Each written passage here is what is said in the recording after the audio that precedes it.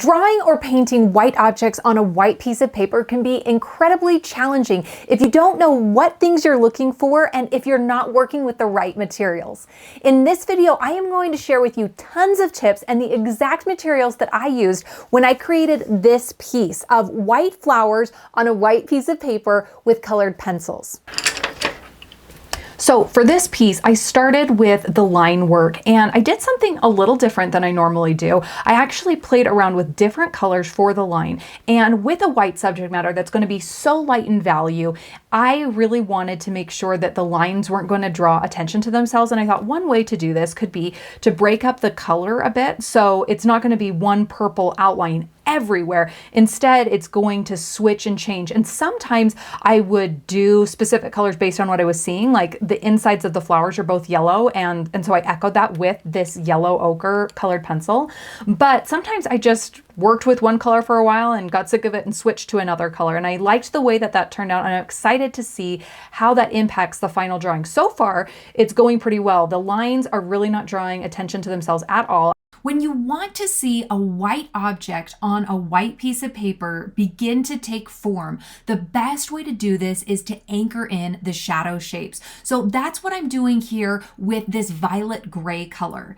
This color is light in value, and I'm mixing it with a couple other colors too, but emphasizing the shadows early on allows me to begin to see these flowers as three-dimensional objects. When we are focused on the shadows, it's easy to overemphasize them in our mind and then in the drawing. But when you're drawing something that is light in value, like a white flower, or this is even true for cream colored objects and yellow colored objects, you want to keep the shadow shapes fairly light. So imagine a 0 to 10 value scale where 0 is white and 10 is black. Your white flower is living in that 0 to 1 range. So don't let the shadows go past like a 3 or a 4, at least not at the beginning. Later on in the drawing process, if you decide that you do need a little bit more of a punch, it's so much easier to make them darker later than to make them too dark in the beginning and then have to dial them back. It's almost impossible with colored pencil to take a lot of value off once it's there. So for these shadow shapes, I mentioned the violet gray color that I'm using. That's a Luminance colored pencil by CARAN, and I love the Luminance colored pencils for light subjects. I especially use them a lot with portraits because there is such a wide variety of light value colors, so I can get really nuanced. You also see me popping in there here and there with the yellow. That's a raw sienna, and that helps me warm up those shadows if they get a little too cool with that violet gray. And playing with the yellow and the violet is a theme that I use throughout the entire drawing. That complementary color scheme of the yellow and the violet keep the drawing really consistent and help me not to go too far out in left field when I'm looking for colors for the shadows. There are a ton of different styles of colored pencil drawing, and the style that I'm going for with this piece is a really polished, finished sheen as the final texture. So I want a lot of material built up on this piece, and that requires laying in the lightest values. If I was just going for a sketchy look, I could let the white of the paper do the work for me. But since that isn't my goal, I am laying down the mid-tone values and the light values in this initial lay-in. Here I'm using a color called light cobalt blue. This is actually one of my favorite CARAN colored pencils because it's perfect for cooling off an area but not adding any more value. I of course used white a ton throughout the drawing, and I also used a bunch of different grays. In the 72 set of CARAN Luminance colored pencils, there are light value warm grays, cool grays, and neutral grays, so you can always find the right color. Another reason why I love the Luminance colored pencils for a project like this is because they are a little bit softer, so they're going to allow for easier blending. When you're working with a softer colored pencil, it's a lot more forgiving and you're able to blend colors a lot more seamlessly between a light and a dark, a warm and a cool. If I were doing this project with a much harder colored pencil, Think an oil-based colored pencil like the Polychromos pencil by Faber-Castell. Those are phenomenal colored pencils. They keep a nice sharp point, but because of this sharp point and this hard lead, they are a lot more difficult to create seamless transitions in your blending. In fact, the Polychromos colored pencil line of 120 colored pencils doesn't have nearly as many light value colored pencil options as the Luminance colored pencils. So if you don't have a set like this in your collection already, I strongly encourage you to do so. They are by no means a cheap pencil. They are going to be an investment, but they are such high quality and they can honestly do wonders for your projects. A substitute for Luminance colored pencils, if you don't quite have room in your budget for them quite yet, are the Prismacolor Premier colored pencils. These are also a soft, waxy based colored pencil. They are going to be great for blending and they come in a lot of light value color options. However, the quality of these pencils is much lower. I have experienced a ton of breakages with these pencils, and sometimes I'll lose an entire pencil because it just isn't centered in the wood casing appropriately.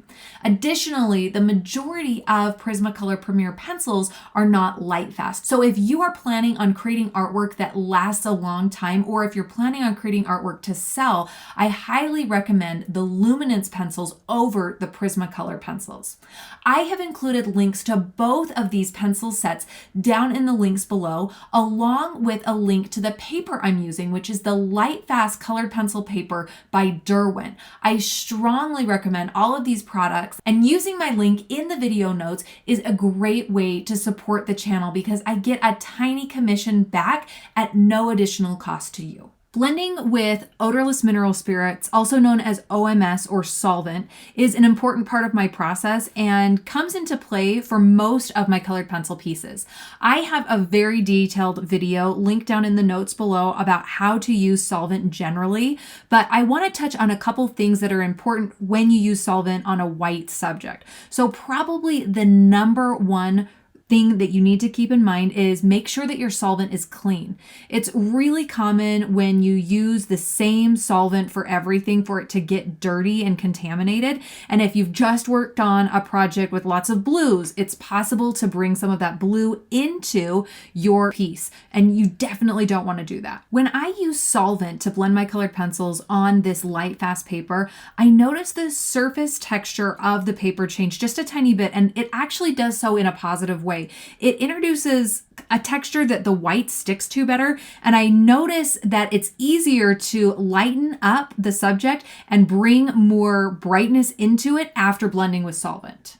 If you've been enjoying this video so far, or if you've learned something new, I would love it if you hit the thumbs up button. It's a great way to support the channel, and all it takes is just one teeny tiny little click. Thanks so much. Now I'm coming in with that second layer of colored pencil, and there are a couple things that are different about this layer. I'm definitely going for opacity now. So now that the values and the structure of the flowers have been established, now I'm building it up. I want this to be my final layer of color. And here in the center of the flower is a moment where I'm not relying on the white local color. It's a place to play around. And if you have an area in your subject that isn't white, really push and emphasize and explore and play around with the color there. This can become a focal point in the piece or just a place for your eye to rest and have a new experience.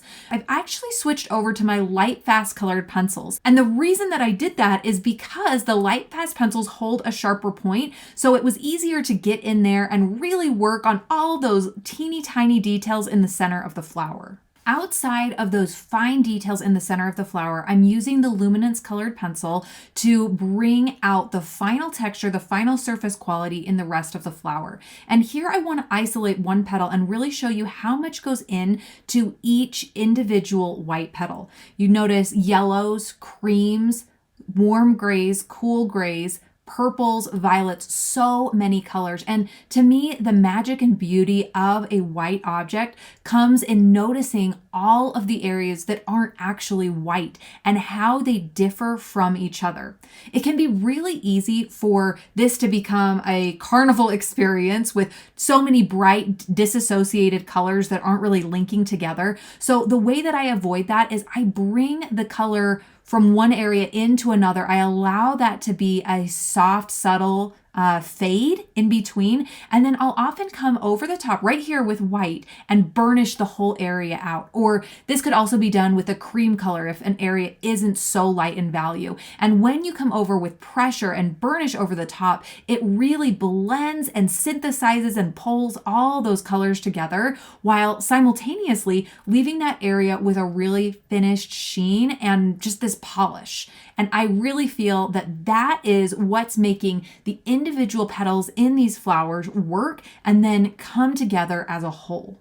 In this video, I've offered you several tips that you can use, and I hope that these really improve your drawings of white subjects. But I do want to emphasize that these aren't hard and fast rules. They are ideas to help you, but so much of what is going to make your piece unique and beautiful and special comes from you. And the only way that you figure out how you're going to work with white is to actually get in there and work with it. Play around with really over exaggerating the colors one time, and then maybe another time you keep it softer and more subtle.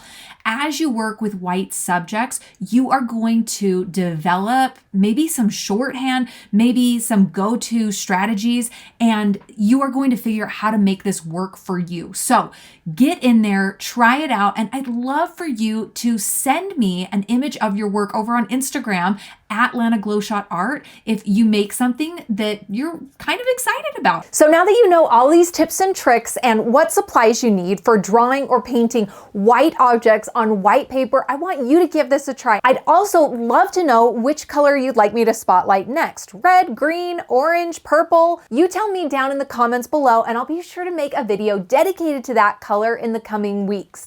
As you wait for that color video, you can check out this playlist with all of the other color videos that I've done so far to date. Thank you so much for taking the time to watch this video all the way till the end. Have a curious and creative rest of your day. Bye.